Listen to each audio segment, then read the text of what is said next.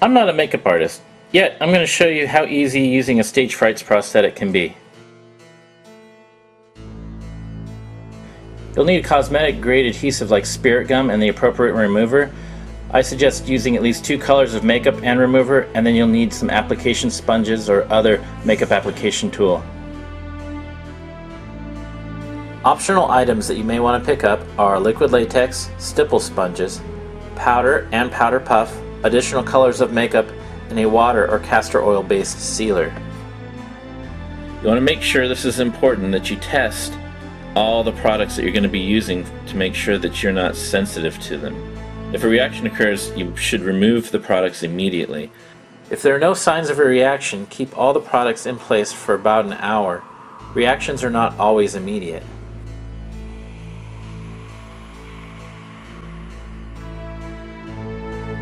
Remove all the products, and if you did not have a reaction, then you can go ahead and go forward. If you did, do not use any of these products.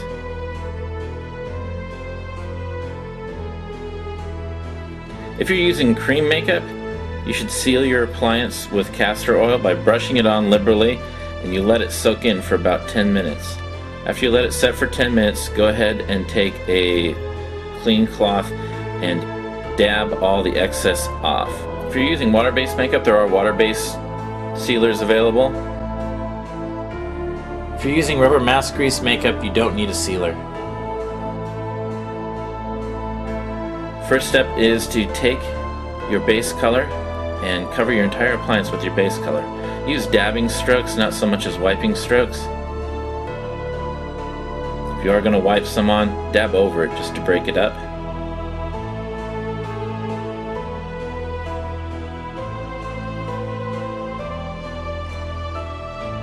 You can take the foam application sponges and shape them any way you want.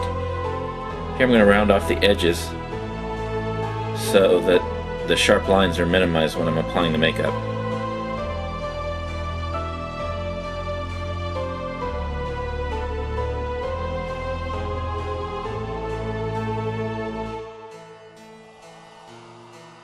I'm going to cut this down to a nice sharp point so that I can get into some smaller areas and put some more detail in.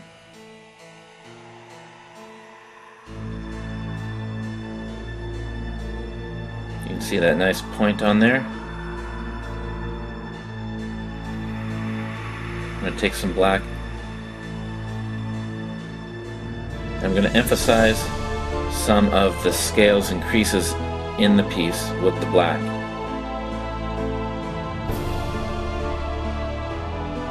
Fill in dark around the eyes. Don't be afraid to be a little sloppy with this. We will smooth it out later. And nice clean lines look unnatural. I'm going to go back over with my base color, tap lightly to smooth out the lines and blend in the color.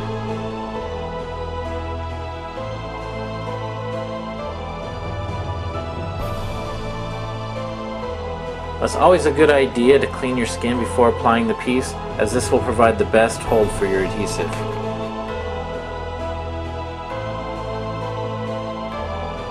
Put the piece to your face before using any adhesive to get an idea of placement. I like to put a little adhesive on the back of the piece as well as on my skin. You should always start at the center of a piece. Most full-face pieces, the nose will be your center.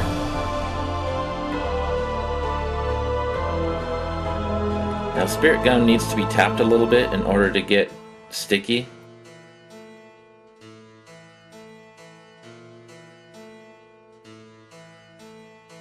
Now place the piece carefully on my nose and work outward.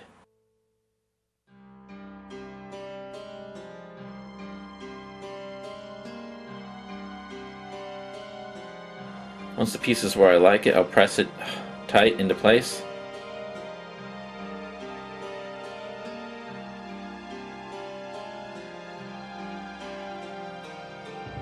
And then I will add additional adhesive to the outside of the mask.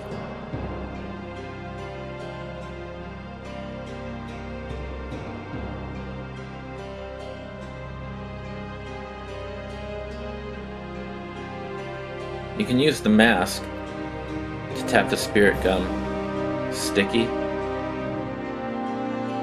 Set it down carefully and then roll to the outside.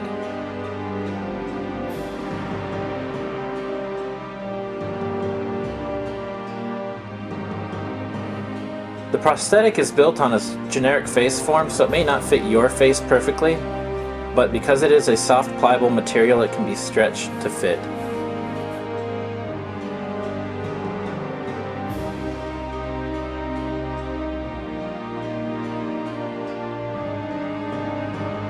Now this is an optional step. You can take a little liquid latex and your stipple sponge and stipple a little liquid latex on the edge of the appliance to blend the seam. Take your base color to cover your skin and the edge of the appliance. It's okay if you go over the edge of the appliance.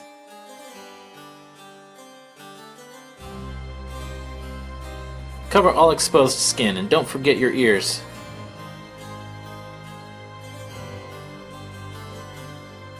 I'm going to draw in some extra lines and scales just to confuse and camouflage the edge of the appliance.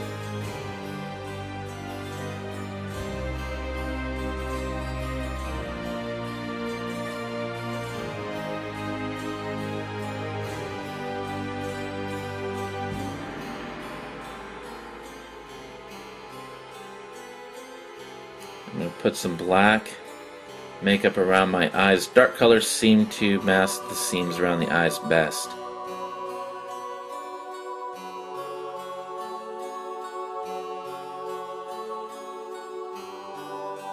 I dab a little bit of my base color in to break up the black.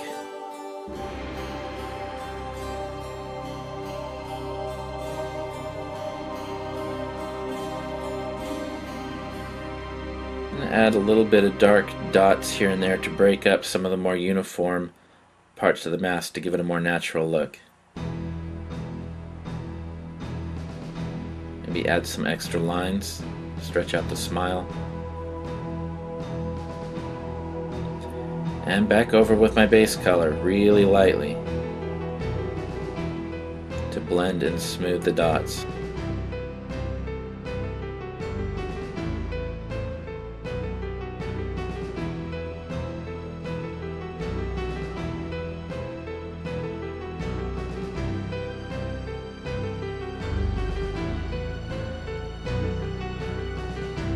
You can take your stipple sponge if you chose to use a stipple sponge. I'm trimming up the edges to make it more rounded. And a third color, and stipple on a third color just to give a more natural look. The stipple will put little dots of color here and there and really adds an additional dimension to your makeup without a whole lot of fuss. I'm going to go stipple on a little bit of my base color. For this demonstration I used a water-based makeup. If you use an oil-based makeup, you'll need to powder it down with your powder and powder puff in order to make it dry to the touch. Add your costume and your character has come to life. And that's how easy it is for someone who does not have a background in makeup to use a foam latex appliance.